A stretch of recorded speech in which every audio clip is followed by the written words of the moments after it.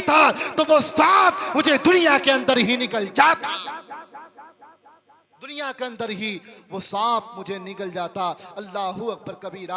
हजरात की मेरे नबी की तारीख है, कसम खुदा की मेरे नबी की तारीख तो ऐसी है, अल्लाहू अकबर कबीरा। एक वाक़या और है, वो जो गड्ढे वाला वाक़या था, वो वाक़या मतलब जो है दूसरा वाक़या मैं आपको सुनाता हूँ। अज़ीज़ान मिल्लत इस्लामिया, अब मेरे नबी करीम अलैहिस्सलातु व तस्लीम के प्यारे दीवानों, अबू जहल ने सब में ये मशवरा फैला दिया कि तुम ये कहने लगो कि अबू जहल बीमार हो गया, अबू जहल बीमार हो गया। अल्लाहू अकबर। तो तमाम जगहों पर ये उड़ गई कि अबू जहल बीमार हो गया। अब तमाम कोई तो उसे अपना आदमी देखने के लिए नहीं आया, अगर कोई आया है तो वह आमिना का लाल आया है, अगर कोई देखने आया है तो अब्दुल्ला का बेटा आया है। अल्लाहू अकबर कबीरा। अब जैसे मेरे नबी आए हैं, आने के बाद में कसम खुदा की जरा गौर करना, मेरे नबी आए हैं, अल्लाह अल्लाह, मेरे नबी ने उसकी अयादत की। देखने के बाद में उसने गड्ढा तो पहले खुदवा रखा था, मेरे नबी अभी दरवाजे पर हैं, इतने में जिब्रील अमीन आ जाते हैं। सुभान अल्लाह। जिब्रील अमीन अर्ज करते हैं, या रसूल अल्लाह, आप इसके घर में ना जाएं, बल्कि इसने गड्ढा खुदवा रखा है और पूरी पूरी प्लानिंग कर रखी है। इतना सुनना था। मेरे नबी जैसे ही वापस हुए हैं, अबू जहल उठा, अबू जहल उठा कि यार हमारा तो पूरा प्लान चौपट हो गया, अगर ये वापस चले जाएंगे तो हमारा प्लान कैसे पूरा होगा। अल्लाह अल्लाह। अबू जहल उठा, कहा था ना मैंने, जो जिसके लिए गड्ढा खोदे उसमें ही वो गिर जाता है। अल्लाहू अकबर कबीरा। वो भूल गया कि मैंने गड्ढा खोदा है। अब जैसे इतना भूला है, भूलने के बाद में आगे बढ़ा, धक्का लगा, धक्का लगने के बाद में नीचे गड्ढे के अंदर गिर गया। गड्ढे के अंदर कौन गिरा? कौन गिरा? अबू जहल गिर गया। गिरने के बाद में अब तमाम लोग, गड्ढा बहुत गहरा था, क्योंकि उसने प्लानिंग बनाई थी भाई कि ऐसा गड्ढा खोदो जो मोहम्मद इब्न अब्दुल्ला निकले ही नहीं। अब जो है तमाम कुफ्फारे मक्का आए, अबू जहल, अबू लहब आया, शैबा आया, उमैया आया, सब ने रस्सियां डाली। अब वो रस्सी डालते थे, जितनी लंबी रस्सी होती थी फिर उतना ही नीचे गड्ढा हो जाया करता था। अब जब गड्ढा होता था तो अल्लाह अल्लाह, अबू जहल कहने लगा, ए लोगों कान खोल के सुन लो, तुमसे ये काम नहीं हो सकता। हाँ, अगर ये काम मेरा कोई कर सकता है, मुझे इस गड्ढे से कोई निकाल सकता है, तो वो कोई और नहीं बल्कि अब्दुल्ला का बेटा निकाल सकता है। अब्दुल्ला का बेटा, पीछे वाले बोलो अब्दुल्ला का बेटा निकाल सकता, और से बोलो अब्दुल्ला का बेटा निकाल सकता है। अल्लाह अल्लाह। कुछ लोग मेरे नबी के पास गए, जाने के बाद में कहा, अल्लाहु अकबर, आप ही कुछ निकाल दीजिए, आप ही इसको निकाल दीजिए। अब जैसे इतना सुना है, मेरे नबी चले हैं, मेरे नबी आए, आने के बाद में मेरे नबी ने इरशाद फरमाया, अबू जहल ये बता तू कलमा पढ़ेगा कि नहीं पढ़ेगा? तो उसने कहा, हाँ मैं कलमा पढ़ लूंगा। मक्कार तो वह है ही पहले से, आतंकवाद है, कुफ्फारे मतलब कुफ्फारे मक्का का सरदार है, तो आतंकवाद तो हो गई। अल्लाह अल्लाह। अब जैसे उसने देखा है, देखने के बाद में अजीज़ान मिल्लत इस्लामिया, मेरे नबी आए हैं, आने के बाद में मेरे नबी ने अब जो है, अब मेरे नबी आए, आने के बाद में अबू जहल ने कह दिया कि भाई हाँ मैं कलमा पढ़ लूंगा। वादा कर लिया कि निकल लिया कि मैं कलमा पढ़ लूंगा। अज़ीज़ान मिल्लत इस्लामिया, अब मेरे नबी ने हाथ आगे बढ़ाया, गड्ढे की तरफ को रस्सी नहीं डाली है। अब कहाँ गए जो कहते हैं नबी हमारी तरह थे? मैं कहूँगा तुम कहते कहते जमीन के अंदर धंस जाओगे, लेकिन कसम खुदा की मेरे नबी की तुम एक अदना सी करा, एक नबी का अदना सा मौजज़ा जिसको लुआब दहन कहते हैं, उस तक भी नहीं पहुँच सकते। अल्लाहु अकबर। अब जब मेरे नबी ने हाथ बढ़ाया, मेरे नबी का हाथ बढ़ाना था, अब मेरे नबी के हाथ बढ़ाना था, इतने में जो गड्ढा नीचे था वो गड्ढा ऊपर आ गया। सुभान अल्लाह। अब जब गड्ढा ऊपर आया है, आने के बाद में अल्लाहू अकबर, मेरे नबी ने मदद की है। किसकी मदद की है? अब मैं तुम्हें यहां से बात बता देना चाहता हूं, अब जरा मेरी बात पर गौर करना प्यारे। मैं आपको बता देना चाहता हूं, अजीज़ान मिल्लत इस्लामिया, अल्लाहू अकबर कबीरा, मेरी बात नोट करके जाना। मेरे नबी ने दूसरे की मदद की थी, काफिर की मदद की थी, कुफ्फारे मक्का की मदद की थी, लेकिन आज हमारा नौजवान है, आज हम हैं, अल्लाह अल्लाह, दूसरों की मदद करने के लिए तैयार नहीं है। अरे दूसरा तो दूसरा है, हम अपने की मदद करने के लिए तैयार नहीं है। हमारा सगा भाई बीमार पड़ा है, उसकी इयादत करने के लिए तैयार नहीं है। आज का नौजवान है, अल्लाह अल्लाह, सगे भाई की यहाँ पर शादी है, वो देखने के लिए नहीं जाता है। आज का नौजवान है, सगी माँ पड़ी है, मैं तो बड़ी दूर पहुंच गया, भाई के ऊपर यारसा का बाप पड़ा है। अभी जो है इससे पहले हजरत तकरीर फरमा रहे थे वबिल वालिदैन इहसाना, और अपने वालिदैन के साथ उसने सलूक करो। हमने देखा है कुरान तो कह रहा है अपने वालिदैन के साथ उसने सलूक करो, लेकिन आज का नौजवान क्या है, अजमेर जाता है, कलिया जाता है, देवा जाता है, बरेली जाता है, बदायूं जाता है, तमाम जगहों पर जाता है, देवा भी जाता है, अल्लाह अल्लाह तमाम दरगाहों पे जा रहा है। मैं इसका मुखालिफ नहीं हूँ, बल्कि मैं खुद जाया करता हूँ। अल्लाह अकबर कबीरा। आप अगर दरगाहों पे जाते हो तो खूब जाया करो, लेकिन जो तरीका मैं तुम्हें बता देना चाहता हूँ उस तरीके को अपना लेना। कसम खुदा की तुम दुनिया में भी आबाद रहोगे, इंशाअल्लाह मरने के बाद क़यामत में भी आबाद रहोगे। सब लोग जाते हैं अजमेर, जाने के बाद में अल्लाह अल्लाह हमने देखा है लोग जा रहे हैं, उसकी अपनी माँ से उसने परमिशन नहीं ली है, माँ से पूछा नहीं है, उसकी माँ बीमार है, उसका बाप बीमार है, उसकी माँ के ऊपर कपड़ा नहीं है, उसकी माँ के पास कंबल नहीं है, उसकी माँ के पास लिहाफ नहीं है। आज नौजवान जा रहा है और कहता है अल्लाह अकबर कबीरा। गरीब नवाज की बारगाह में पहुँचता है, पहुँचने के बाद में अर्ज करता है ए गरीब नवाज, आप हमारी दुआ को कबूल कीजिए। मैं आपको एक बात बता देना चाहता हूँ, आप अजमेर नहीं बल्कि बड़े बगदाद पहुंच जाइए। बगदाद ही नहीं बल्कि खाने काबा के सामने अपने सर को टेक दीजिए, अपने सर को जब आप टेकेंगे कसम खुदा की वहीं पर अपना माथा फोड़ देना। जब आप अपने माथे को फोड़ेंगे, अगर तेरा बाप तुझसे नाराज है, तेरी माँ तुझसे नाराज है, तो याद रखना खाने काबा में भी मरेगा तो तू जन्नत में नहीं जाएगा बल्कि जहन्नम में जाएगा। बात समझ में आ रही कि नहीं आ रही?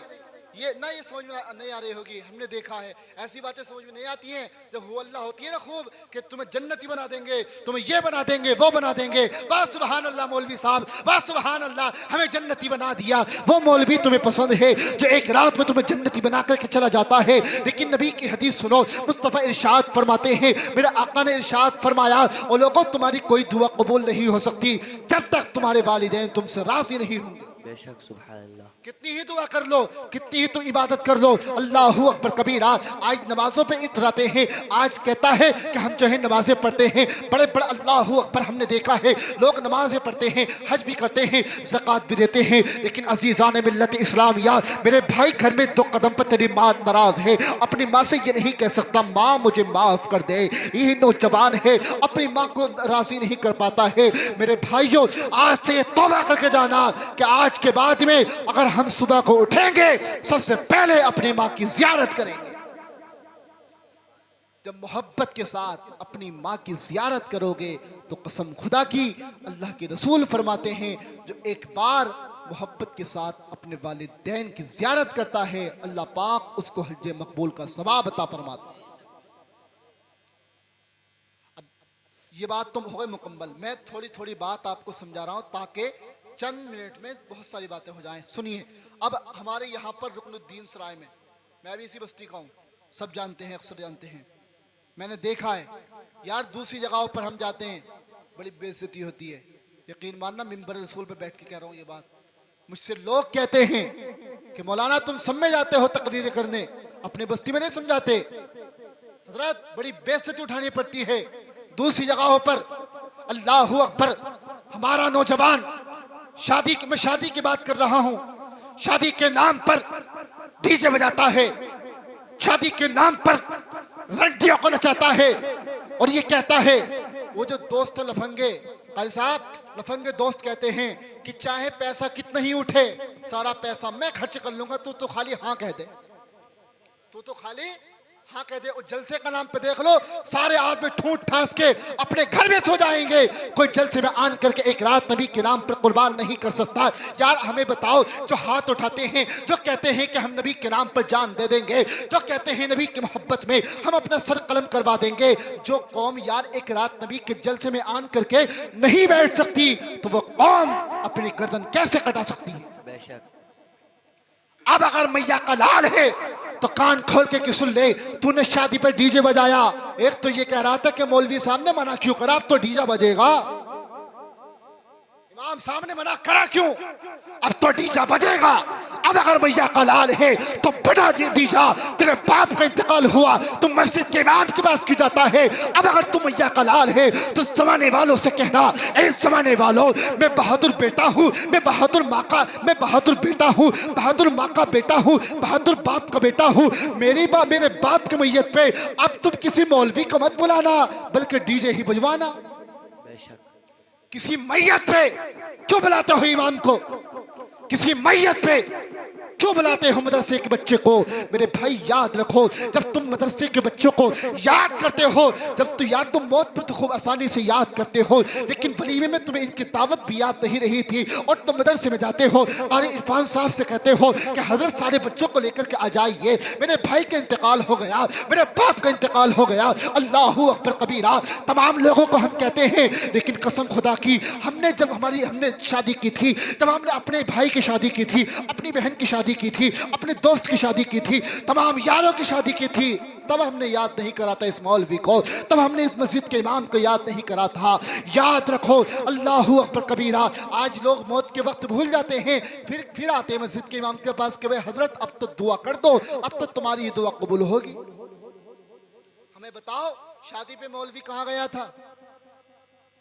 ऐसा तो है नहीं कि भाई जब जिंदा थे तो सरकार दूसरी थी, जब जिंदा थे तो कांग्रेस की सरकार थी, अब मरने के बाद बीजेपी के आगे तो काम हिसाब से लो।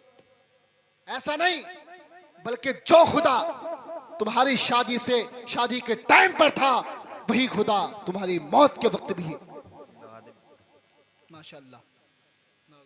नारे तकबीर, नारे तकबीर, नारे रिसालत, नारे रिसालत।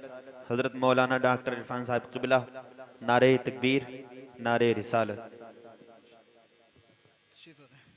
तो एक बार पूरा मजमा हाथ उठा के बोले या रसूल अल्लाह।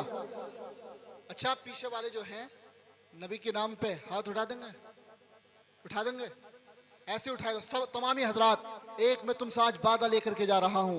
आपने मुझे निकलते बैठते बहुत देखा होगा, सीधा निकल जाता हूँ लेकिन मेरी निगाह चारों तरफ रहती है, कौन आदमी क्या कर रहा है। सुनिए हजरात, एक जरा पूरा मजमा हाथ उठाए, एक मरतबा हाथ उठाए और नबी को गवाह बना करके इंशाअल्लाह उठाए रहो जब तक मैं ना कहूं। सिर्फ 1 मिनट की बात है हजरात, सुनिए। कारी साहब देखिए, इंशाअल्लाह तौबा करो कि आज के बाद में अगर किसी के यहाँ डीजा बजा तो उसके यहाँ दावत में नहीं जाएंगे।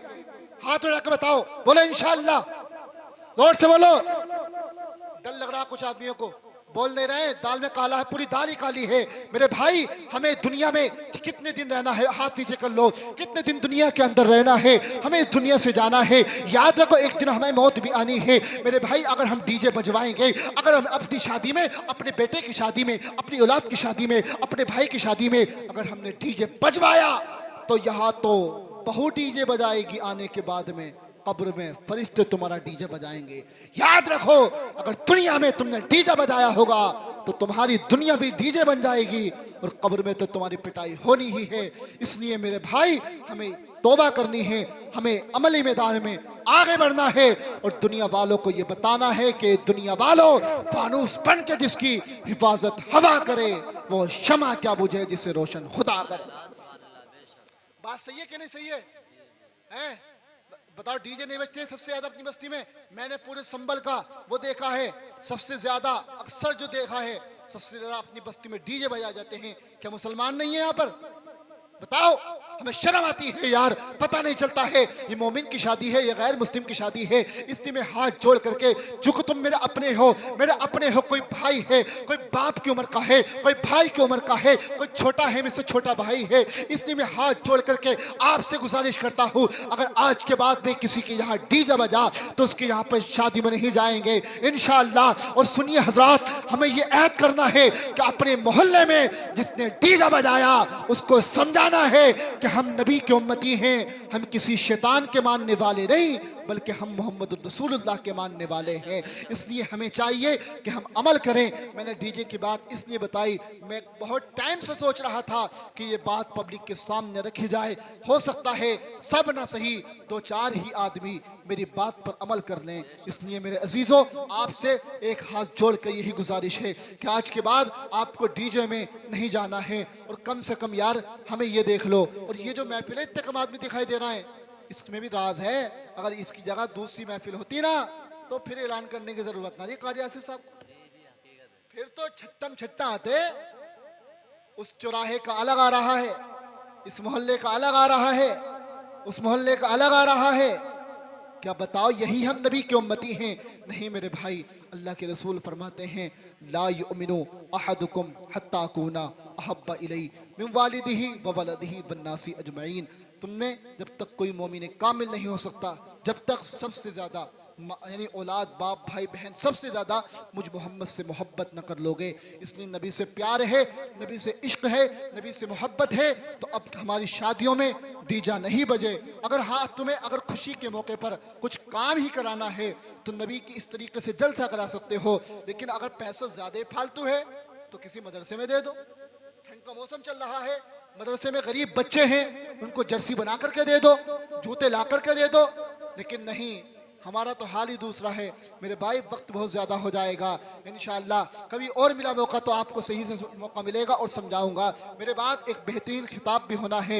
और सुनिए हजरात, मेरी बात एक और कान खोल के सुनिए। हमारी इस बस्ती में शराब की बीमारी बहुत ज़्यादा है। एक हदीस पाक सुनिए इसकी मजम्मत में। मेरे आका इरशाद फरमाते हैं कि जो बंदा शराब की एक बूंद भी पी लेगा, शराब की, याद करो हदीस को, शराब की एक बूंद भी पी लेगा तो वो जहन्नमियों की शर्मगाहों से बहने वाली गंदी पीप उसको पीना पड़ेगी।